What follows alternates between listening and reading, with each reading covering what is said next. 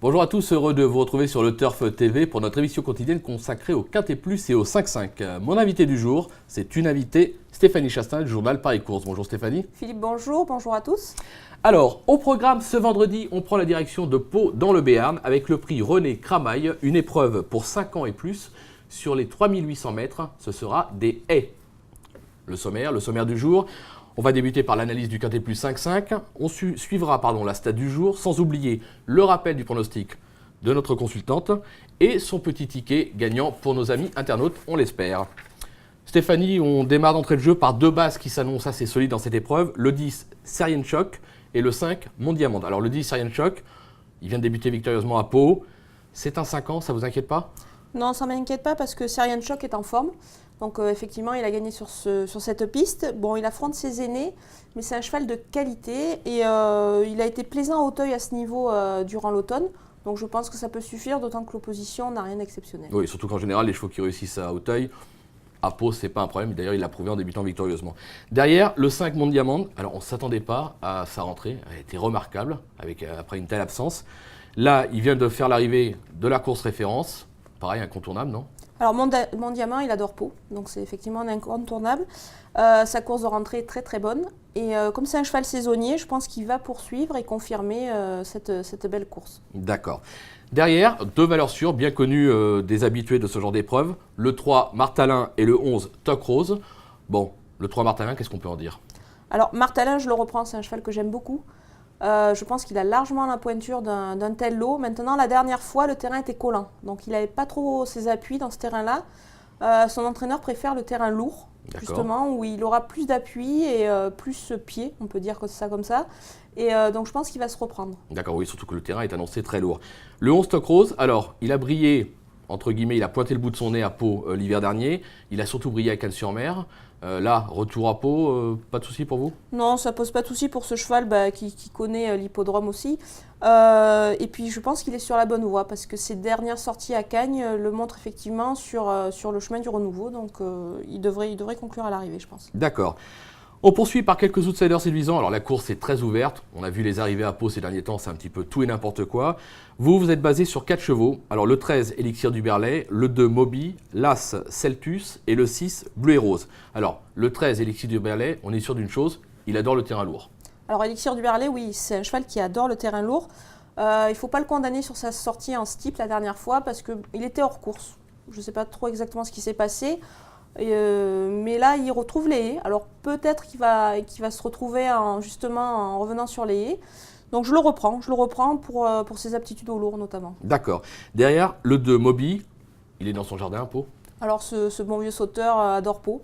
Donc Moby, je pense que là, il va être à son affaire. Bon, c'est plutôt pour une place, mais il faut le garder. D'accord.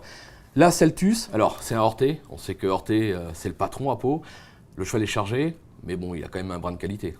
Il a beaucoup de qualité. Donc Celtus, effectivement, il doit porter 72 kg, c'est le numéro 1. Mais à 4 ans, il avait réalisé un très très bon meeting avant d'être vendu en Angleterre. Là, il revient en France. Il est revenu en France chez Jacques Horté. C'est un cheval qui a vraiment beaucoup de qualité. Maintenant, il est juste un ton en dessous des meilleurs. Donc là, dans les handicaps, même sur 72 kg, je pense qu'il peut se placer. D'accord, plus pour une place. Et le 6, Bleu et Rose. Alors Bleu et Rose, c'était un très bon cheval. Il a eu beaucoup de mal à se retrouver. Là, il vient de courir en progrès puisqu'il a fait l'arrivée de la course référence dernièrement. Donc sur sa lancée, une confirmation? Je pense que Bleu et Rose peut se racheter, peut retrouver un petit peu son niveau. Son entraîneur lui remet les œillères. Donc ça peut faire tilt. Maintenant, moi je mise sur le fait que c'est un bon cheval. Donc je pense qu'il peut se retrouver. Le lot, comme je vous dis, n'a rien d'exceptionnel vendredi. D'accord, on l'aura compris. Donc une course ouverte avec deux bases, deux valeurs sûres, des outsiders séduisants. Avant de faire un petit rappel de votre pronostic, la stat du jour. Alors la stat du jour donc, concerne le profil du gagnant de cette épreuve, fait partie des 6 premiers favoris de la presse et est parti à 12 contre 1 ou moins lors de sa dernière sortie dans un Quintet Plus 5-5 ou une listed. Vendredi, ça concerne le numéro 2 Moby, vous l'avez dans votre pronostic, et le 3 Martalin, vous l'avez dans votre pronostic. Donc ça semble être une stat plutôt solide. Donc si vous voulez bien faire un petit rappel de vos 8 chevaux, Stéphanie. Alors le 10 Syrian Choc, le 5 Mon Diamant, le 3 Martalin, le 11 Toc Rose, le 13 Élixir du Berlay, le 2 Moby, l'As Celtus et le 6 bleu et rose. D'accord. Concernant votre ticket pour nos amis internautes, alors je vois, vous avez fait un choix au 5-5, un champ réduit avec 2 chevaux. Alors, vos 2 bases absolues qui sont les numéros 10 et les numéros 5. Et derrière, vous avez placé le 3, le 11, le 13, le 2, l'As et le 6. Et vous avez ajouté, je pense que c'est votre gré, le numéro 9, Carnat. Oui, ça peut pimenter un peu les rapports. D'accord. Donc c'est un jeu qui coûtera 35 € pour 1 €, 3,50 € pour 10 centimes. Vous savez que sur le turf, on peut jouer pour 10 centimes. Je rappelle d'ailleurs à ce propos que le week-end du Prix d'Amérique, donc samedi et dimanche qui arrive, le turf.fr, ce sera un véritable feu d'artifice. D'abord avec une cagnotte de 100 000 € mise en jeu. Donc cette cagnotte, elle court sur le samedi et le dimanche à Vincennes. Il faudra trouver 8 top 4. Alors le top 4, c'est trouver les 4 premiers sans ordre.